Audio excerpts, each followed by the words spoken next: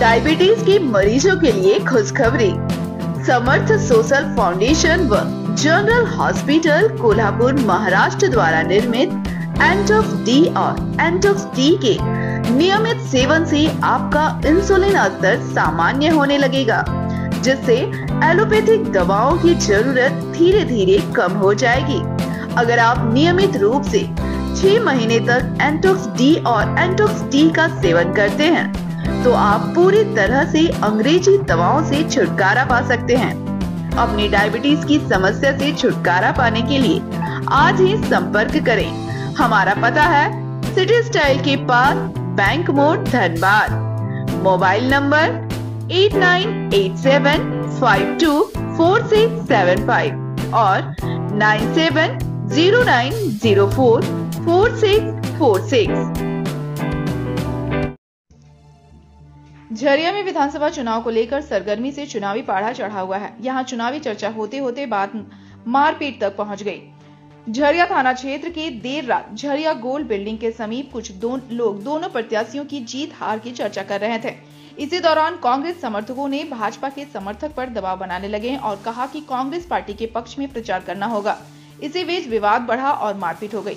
मारपीट में 2 लोग घायल हुए। एक को सीने में चाकू से हमला किया गया, जो झरिया के एक निजी नर्सिंग होम में भर्ती है। वहीं दूसरे के सिर में चोट आई है, जिसका इलाज धनबाद SNMMCH में चल रहा है। एक और घायल विशाल अग्रवाल का कहना है कि रात में कुछ दोस्तों के साथ बैठकर बात कर रहे थे, तभी सुमित खेतान आया और रघुकुल का नाम लेकर धमकाने लगा। उसके बाद मारपीट किया और चाकू से सीने में हमला कर दिया।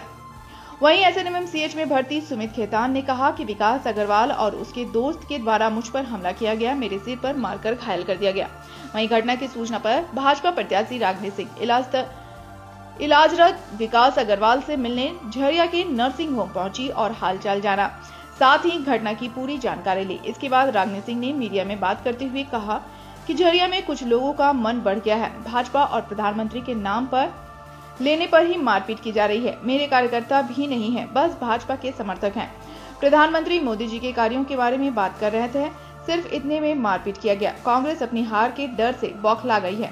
थाना में इसकी शिकायत की जाएगी, फिर SSP से भी कार्रवाई को लेकर बात करूंगी। मामला यह है कि कल रात में ये लोग अपने दिवाली के दिन थी और सभी लोग अपना त्यौहार मना रहे थे। त्यौहार के दौरान ही अपना ये एक अच्छा सबसे बड़ी बात है कि ये बहुत ही सुलझे हुए व्यक्ति हैं और इनको कोई लेना देना नहीं है, ना पार्टी से लेना देना, ना कोई व्यक्ति से लेना देना हुआ है।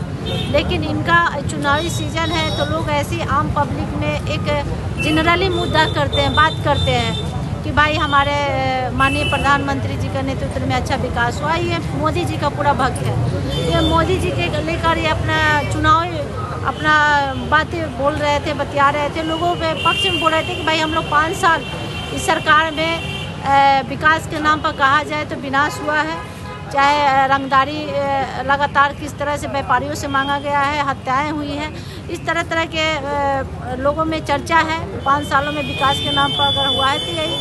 और दूसरी बात है कि ये मोदी जी को कामों को खुश होते हुए और इन लोगों ने अपना पूरा सोचा कि पूरा लोगों के बीच जाए और बोले कि भाई सब लोग भारतीय जनता पार्टी या अपने जो भी अपना इनको, तो इन पे ज़बरदस्ती दबाव दिया जा रहा है कि आप मार्केट में अब भाजपा के पक्ष में प्रचार नहीं कीजिए।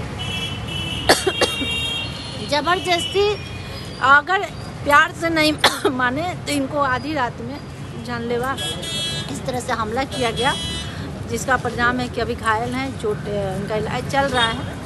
लेकिन ये बहुत घटिया सोच है जो ज़बरदस्ती किसी मतदाता को ज़बरदस्ती बोला जा रहा है कि आप कांग्रेस के लिए प्रचार कीजिए। ये सोच लीजिए कितना दुर्भाग्य की बात है कि ऐसी घटिया मानसिकता वाले पार्टी में बैठे नेता और उनके कार्यकर्ता कि कितना गिरे हुए व्यक्ति हैं कि एक आम पब्लिक को ज़बरदस्ती, आम कार्यकर्ता को उन्हें ज़बरदस्ती मतदान लेने का प्रयास किया जा रहा है और बोला जा रहा है कि आप भाजपा छोड़ कांग्रेस के लिए प्रचार कीजिए। इसी प्रचार के लिए मुद्दे हुआ है और प्रचार पे विशेष पे ये लड़ाई हुआ है।